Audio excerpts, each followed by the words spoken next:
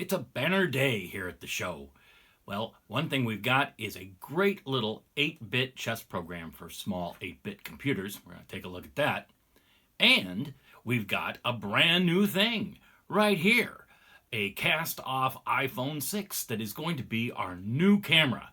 Can you believe it? 2 obsolete iPhones for cameras. We're really moving up in the world, aren't we? It should help a lot. Anyway, after the usual nonsense, we'll get to Usurpator! Hey kids, it's the 6502 show.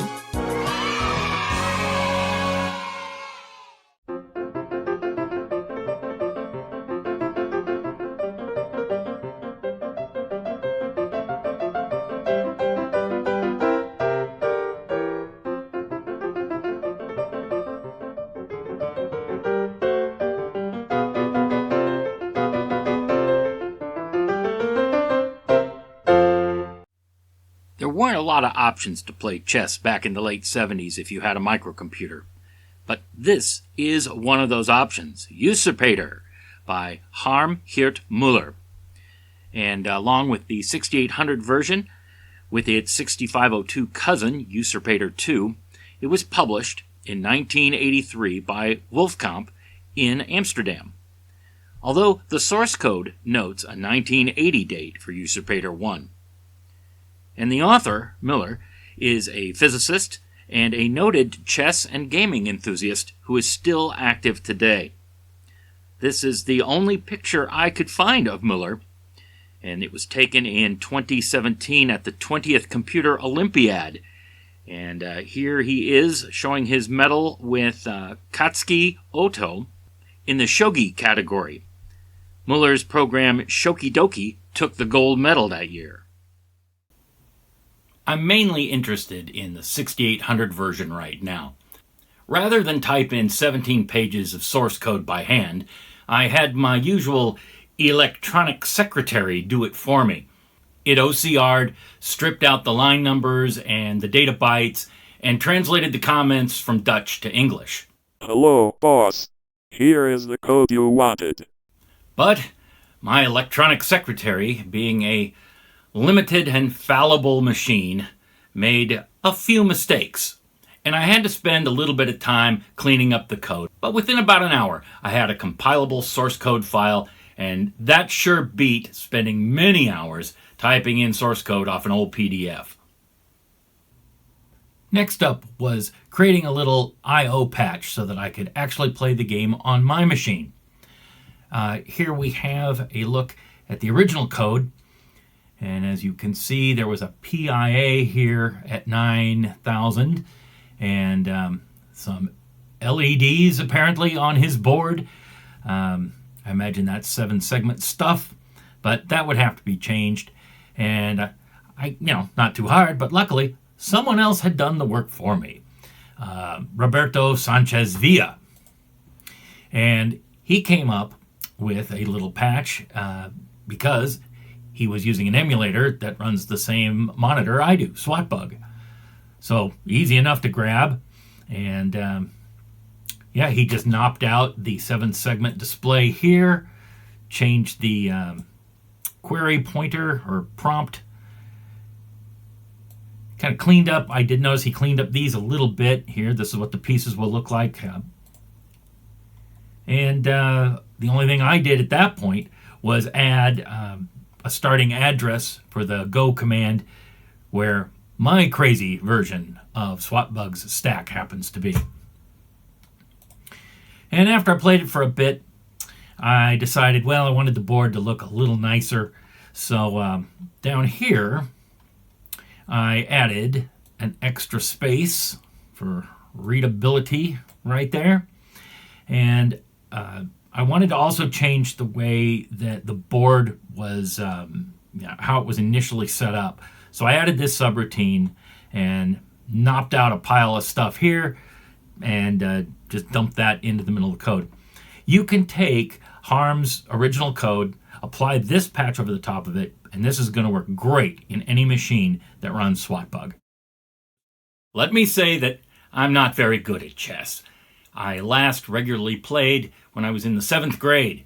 And I only learned the game the year before in my 6th grade class, taught by Mr. Bill Winiger at good old Harmony Elementary. So quite frankly, I expect the program to beat me. But before we dive into that, I did ask a friend what made this program maybe a little more interesting or one that played a little bit better than some of its contemporaries. Here are the 3 main points that my buddy said were of importance when looking at this program. First thing was move generation, and that Usurpator uses a table-driven approach rather than hard-coding in what moves a piece can do. He said it was a little more elegant, allowed it a little more flexibility. The second thing was on searches. It uses a recursive alpha-beta pruning algorithm rather than minimax. I had to have those terms explained, but once I did, the alpha-beta method seemed superior. And lastly, when it's evaluating its moves, all he said at that point was, it's just a lot more sophisticated than assigning value to a piece when evaluating what move you want to make. And then he said some more stuff that I didn't understand, but suffice it to say, I guess that Usurpator is better than most very small chess programs of its era, and definitely way better than anything that was written in BASIC around that time. I'm going to run the Usurpator chess program on my homemade 6802 machine right here, Hassler's Monster 68. It uses SwapBug for a monitor, as I mentioned earlier, so this is just going to be a walk in the park. If you want to build something like this, I've got plans on my website. You're more than welcome to grab the plans and the ROMs and everything else and build it yourself. Anyway. Let's play. All right, we've got the monster fired up and ready to load in Usurpator Chess. I just happen to know that games partition and that I saved it on track 38. And we're loading. We loading? Yeah, we're loading. And done. So we'll quit out of that and jump right into Usurpator. All right, here we go. Now, I didn't know what I should do to test this thing, so of course I consulted the internet and I went to chess.com and they had an article about chess openings for beginners. So I picked one. And the one I picked was called The Italian Game. And I figured this will do just as well as anything. And so I wrote down the first 3 moves just so that we could see what happens. So it's my turn. I'm white. I'm at the bottom with the lowercase pieces. And it says that I am to go e2 to e4. e2, e4. And then I hit enter to put my move in. And I wait while it thinks. Oh, I did not expect that. That is not what the chess.com robot did. But it totally makes sense. I pushed a pawn, it pushes a pawn, it puts it in jeopardy. So my next move, which was to bring the knight out, makes absolutely no sense because I would just be giving away my pawn. Why don't I pop the pawn at D up to D3? So D2, D3, enter. If I didn't enter a move and I just kept hitting enter every time, the machine will play against itself. So that can be kind of fun. Maybe you could set something up. You can also, before you execute the program, go into zero page where the board is stored and set up the pieces the way you want, then warm start the game, and you could go from there and just see how it plays out, various scenarios. Okay, well, it went ahead and took my pawn anyway, so I guess I'll take its pawn. D3, E4. D3, E4. What?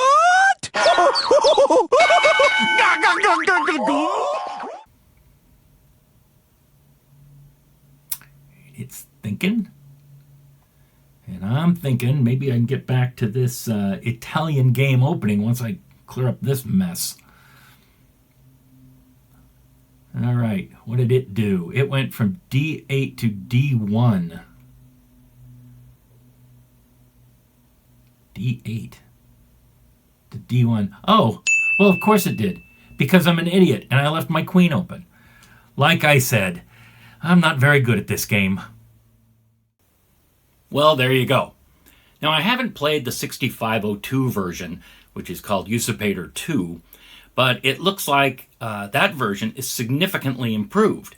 I mean, for one thing, it's almost 3 times the size at 5K. There's legal move checking, and you can set the depth of thought that the computer is going to think about before it makes its move. So, shorter wait time means maybe not as smart a move. I have a zip file on my website with the 6800 version source code that you saw played just a minute ago. And I also have the original PDF listing for both 6800 and 6502. So if you can get it there, maybe somewhere floating around on the internet, there may even be someone who has typed it in already and you won't have to. As always, there's a link in the description below so you can get the software. It's just a zip archive. Download it. Have some fun. I want to thank you very much for watching the 6502 show today, and I hope you had a good time. If you did, like, subscribe, etc., etc., all the things that make YouTube special and fun for those of us who make some silly videos now and then. So y'all take care, and I'll see you in the next video.